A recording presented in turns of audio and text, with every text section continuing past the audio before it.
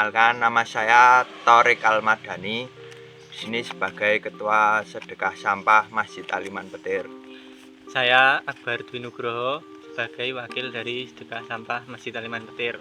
Awalnya itu tahun 2019 itu ceritanya gini mas, itu kan saat bulan Ramadan itu ada masjid itu ngadain kajian iktikaf. Nah itu ngundang salah satu yang diriin Sedekah Sampah itu Pak Ananto Isworo.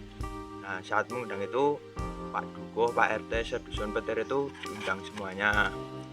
Habis itu terus teman-teman Risma itu punya gagasan gimana kalau kita nyoba dulu mendirikan Sedekah Sampah Masjid Aliman Petir. Terus itu ada rapat bareng-bareng teman Risma semuanya, terus pada setuju, terus nyoba, terus alhamdulillah berjalan sampai saat ini.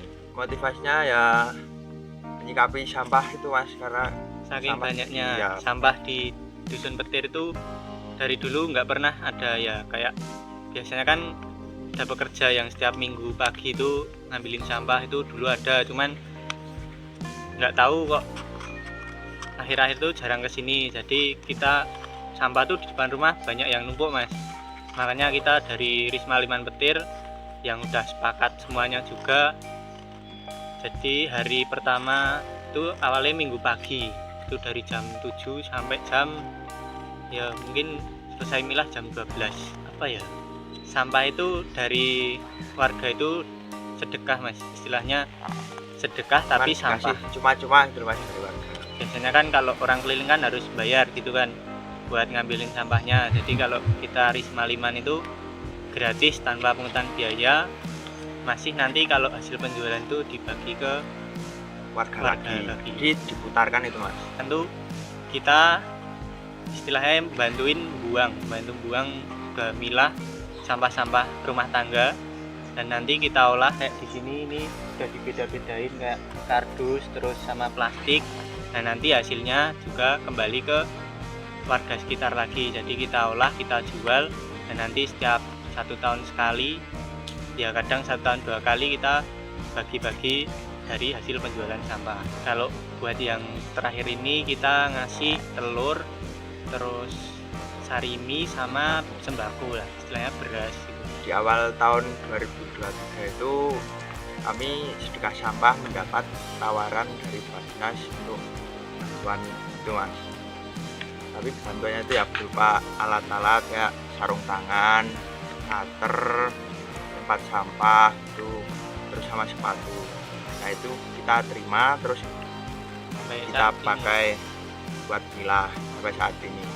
Untuk sistem pengambilan sampah itu tiap minggu ketiga itu kita ambilnya ya sedusun Petir sama yang luar dusun pun itu yang mau sedekah kita ambil.